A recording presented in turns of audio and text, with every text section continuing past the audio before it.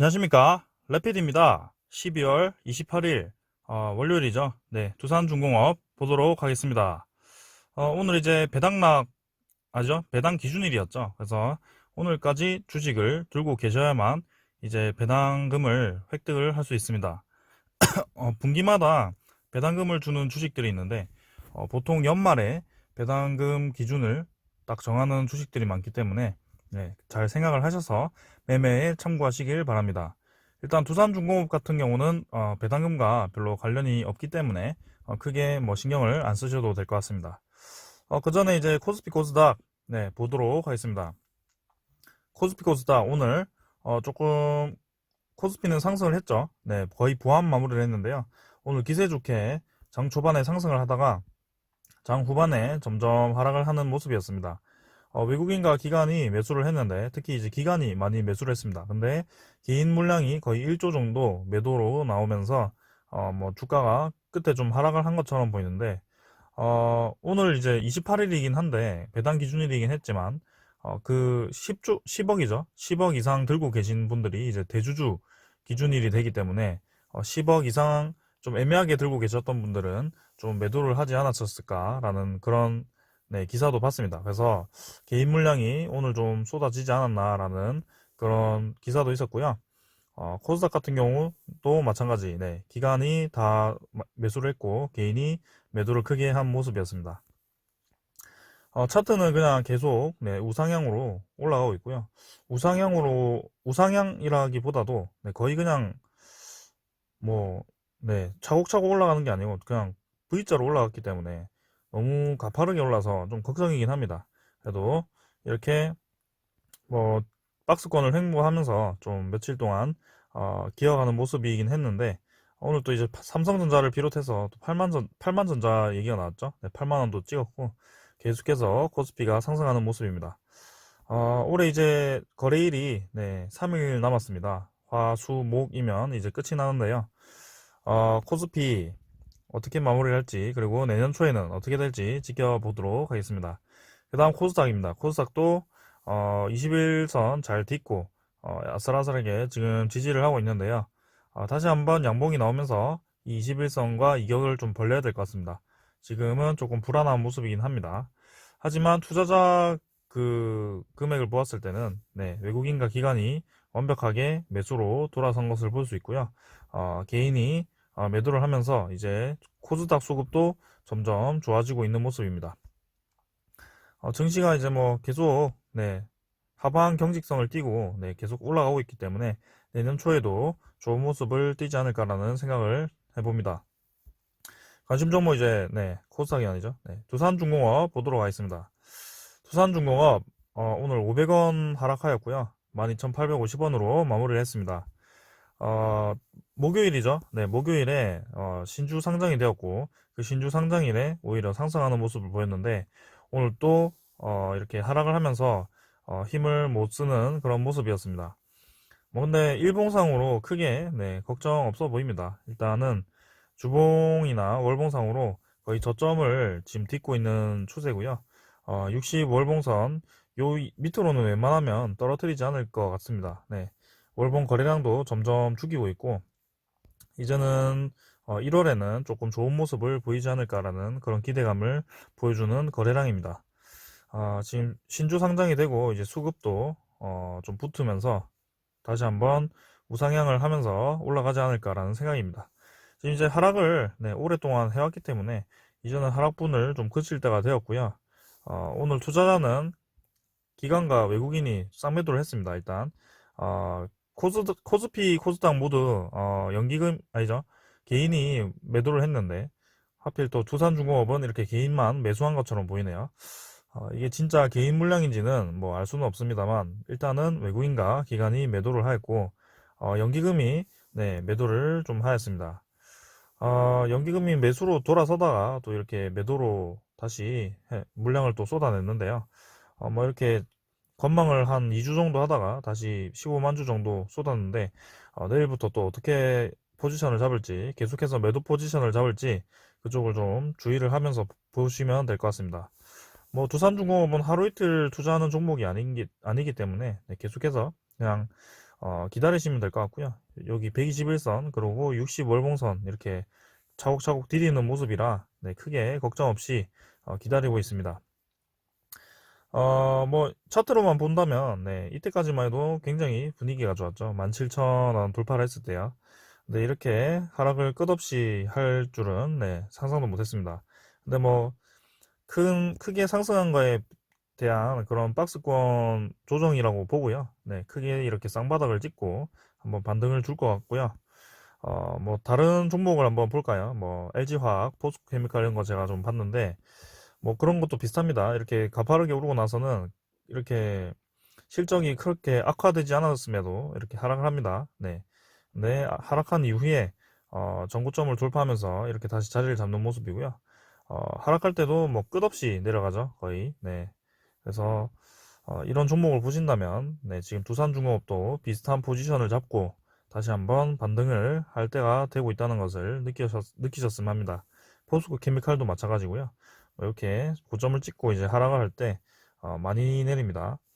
일단 지지선 다 뚫어버리고 내려버리기 때문에 손절을 결심할 수 있는 그런 포지션까지 떨어뜨려요. 그러고 이렇게 가파르게 올리기 때문에 두산중공업도 뭐 그런 느낌으로 가지 않을까라는 생각입니다. 그리고 제가 또 계속 주의 깊게 보는 네, 두산중공업 공매도량입니다. 두산중공업 공매도 잔고가 계속 줄고 있습니다. 지금 260만 주에서 160만 주까지 네, 계속 떨어졌고요. 220만 주에서 꾸준히 네, 신주 상장까지 이렇게 공매도를 늘리다가 네, 다시 상환을 좀 많이 한 모습이고요. 대량 상환을 했고 오늘 다시 공매도 거래량이 조금 늘었는데 이거는 뭐 어떻게 될지 한번 지켜보긴 해야 되겠습니다. 일단 공매도량 잔고량이 네, 크게 감소를 하고 있는 모습은 굉장히 긍정적으로 보고 있고요. 두산중공업의 그 공매도량이 감소하는 것은 제가 나중에 또 따로 다뤄보도록 하겠습니다. 지금 네, 공매도를 상환해야 하는 그런 이유가 있을 수 있기 때문에 그런 이유를 좀 한 번씩 따져가면서 네, 한번 보도록 하겠습니다. 그리고 이제 추가로 네, 이렇게 여러 가지 소식들이 나왔는데요. 일단 첫 번째는 두산 디스코 파워입니다. 디스코다죠. 네. 디스코다 파워에서 핀란드 바이오 공장에 터빈 발전기를 공급한다고 합니다. 이 두산 스코다 파워죠. 아니, 디스코다, 디스코가 아니고, 네, 스코다 파워에서, 어, 이 터빈 발전기를 공급하는데, 두산중공업의 터빈 발전기가 이제, 이렇게 가시화되는 것 같습니다. 실적으로. 그리고 스코다 파워라는 것이, 어, 두산중공업이, 네, 이렇게 인수를 해서 세운 법인이기 때문에, 굉장히 이제 가시화된다. 네, 실적이 가시화되고 있다. 그래서, 270메가와트 터빈 발전기 공급을 위해서 예비 계약 체결을 했다입니다. 그래서 체코에서 이렇게 터빈 발전기 공급이 나왔고요. 지금 이제 체코에서 또 큰 건을 준비하고 있죠. 네, 원자력 준비를 하고 있고요. 내년에 이제 수출 가시화가 될지 한번 지켜보시면 될 것 같습니다. 지금 원래는 올해 말에 좀 소식이 좀 나왔어야 되는데 그 체코의 정치적인 문제 그리고 코로나 문제로 인해서 내년으로 이제 체코 원전 그런 입찰 건이 좀 밀렸는데요. 계속 이렇게 네, 한수원이 예비 후보자로 수주전을 벌이고 있고 두코바니 원전 5호기 네, 2022년에 이제 사업자를 선정한다고 합니다. 그래서 내년에는 좀 윤곽이 나올 거니까 네, 2월에 좀 큰 좋은 소식이 났으면 좋겠습니다. 그 다음은 이제 오늘 또 정부에서 소형 원전 시장 선점에 속도를 낸다고 하고요. 한국형 원자로 개발 추진을 한다고 합니다. 일단은 현 정부는 탈원전을 네, 모델로 하고 있고 이제 수출을 위해서 이렇게 뭐 기술을 개발한다고 하는데 조금은 뭐 아쉬운 모습입니다. 네, 탈원전 하면서 이렇게 기술을 개발시키는 돈 안 되는 시장을 계속 개발시키는 그런 것도 아니고요. 조금 애매하긴 한데 일단은 소형 모듈 원전 SMR 시장 확대를 네, 생각하고 미래를 준비하는 모습은 긍정적입니다. 그래서 이제는 미국과 네, 그리고 영국 계속해서 이제 원전 확대를 하고 있죠. 그리고 일본도 원전 사고 이후에 다시 원전을 확대하는 모습이고요.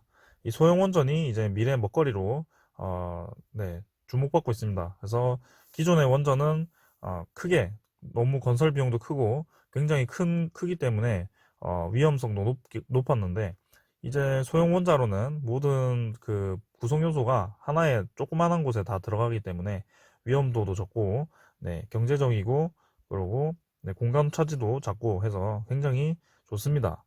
그래서 이제 두산중공업이 뉴스케일이죠. 네, 미국의 실제로 뉴스케일이라는 기업에 지분 투자도 하고 있고 이 원전 그 공급재를 네, 수출할 준비를 하고 있습니다. 그래서 규모도 꽤 크고요.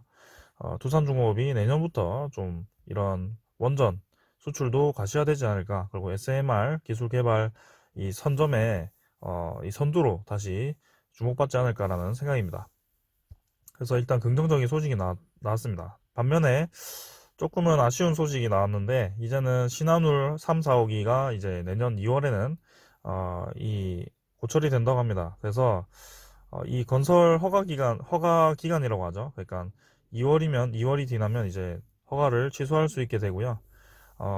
이전에 9차 전력 계획인가요? 그 계획에서는 이 원전에 대한 이야기는 없었습니다. 그래서 원전 대신에 LNG 발전을 늘리고 석탄을 없애고 LNG를 늘리고 그다음에 원전의 빈자리를 태양광과 그리고 풍력 에너지로 채운다는 그런 계획을 세우고 이렇게 원자력을 탈원전을 진행을 하고 있는 모습입니다. 탈원전이 이제 좀 치명적인 것은 이 두산중공업이 7,900억 원을 투입을 미리 했습니다. 그래서 이 건설 비용에 대한 비용과 그리고 땅값, 네, 여기 사전 제작 비용 4,927억과 토지 매입비를 합쳐서 이제 7,900억인데요. 이걸 이제 아직 보상을 받지 못했습니다. 만약에 신한으로 3, 4호기가 취소가 된다고 하면 그래서 두산중공업이 아무래도 재무 악화에 큰 영향 중에 하나도 이 신한울 3, 4호기 가 꼬이면서 또 더 악화되지 않았나라는 생각이고요. 이 7,900억을 회수를 좀 했으면 좋겠는데 만약에 취소가 된다면요. 거의 취소될 것 같죠. 그래서 일단은 7,900억을 잘 회수를 해서 뭐 단기 차입금이든지 뭐 그런 금액에 좀 갚아 나갔으면 좋겠습니다. 네, 그래서 원전이 한편으론 지금 좋은 소식도 있고 한편으론 안 좋은 소식도 있지만 일단 이 신한울 3, 4호기 그리고 어, 그 다른 원전 조기 폐쇄도 했죠. 그래서 이런 네, 탈원전 이렇게 양립을 하고 있는데 뭐 이미 선반영되었다고 봐도 될 것 같습니다. 두산중공업의 현 주가가 2,200원까지 갔던 주가는 이미 그게 다 반영이 되었던 거고요. 거의 문 닫기 직전까지 갔죠. 네, 두산건설도 꼬이고 탈원전 때문에 이제 이렇게 자금도 꼬이다 보니 거의 문 닫기 전까지 갔다가 드디어 이제 다시 살아나기 시작했는데요. 일단 뭐 긍정적으로 계속 보고 있고 에너지 테마로 확실히 자리를 잡았기 때문에 이런 원전은 이제 네, 어, 플러스 알파로 하지 않을까라는 생각입니다. 그래서 굳이 진행을 하지 않아도 이제는 주가에 크게 반영이 되지 않을 것 같습니다. 그래서 뭐 만약에 한다면 많이 오르겠죠. 네. 그러고 이제 조금 이제 제가 말씀드리고 싶은 거는 이제 이 화력발전소가 LNG 발전소로 전환이 되는데 이 LNG 발전소가 이제 유해 물질이 얘도 나온다고 합니다. 그래서 이거는 이제 두산중공업과 좀 거리가 먼 얘기일 수도 있는데 결국에는 이제 원자력 탈원전을 하고 있는 지금 이 추세가 맞는지 그러고 결국에는 다시 원전으로 가야 되지 않을까라는 생각을 좀 해봅니다. 그래서 LNG도 유해 물질이 많이 나오고요. 그리고 그 LNG를 비중을 높이게 되면 이런 천연가스에 대해서 이런 가격 변동에 굉장히 취약하다고 합니다. 그래서 주로 이제 러시아 가스관을 통해서 LNG를 공급을 받는데 그게 이제 러시아의 변덕으로 이제 크게 나라가 휘청일 수 있다라는 뭐 그런 얘기도 있더라고요. 그래서 일단 원전이 어, 완전히 이렇게 너무 급하게 탈원전이 되는 것도 조금 아쉬운 면이 있습니다. 그래서 조금은 원전에 대해서 조금 긍정적인 모습을 보고 다시 검토를 해줬으면 좋겠네요. 일단은 그래서 두산중공업 저는 계속 좋게 보고 있고요. 오늘 ESS 시장도 계속 커진다고 하고 뭐 좋은 기사들이 계속 나오고 있습니다. 근데 이렇게 주가가 계속 하락을 하고 있다 보니 좀 지치시는 분들도 많을 거라고 생각합니다. 근데 저는 뭐 전혀 지치지 않고요. 오히려 이때를 생각하면서 네, 다시 반등하는 날이 반드시 올 거라고 생각하고 이제는 제 기준에서는 거의 하락분이 다 나온 것 같습니다. 그래서 뭐 신주 물량이 계속 아직 멀었다, 많이 나올 거다라고 하시는 분들도 있는데 저는 조금 반대로 생각하는 것이 이미 신주 물량은 이전에 기간에서 많이 쏟았다고 생각하고요. 외인 같은 경우는 신주 물량을 쏟기보다는 그냥 왔다 갔다 하면서 물량 관리를 좀 하는 것 같습니다. 그래서 생각보다 빨리 이 주가를 회복할 가능성이 높다고 생각하고 그리고 내년에는 충분히 2만 원을 그러니까 상회할 것 같습니다. 그래서 네, 꾸준히 한번 지켜봅시다. 감사합니다.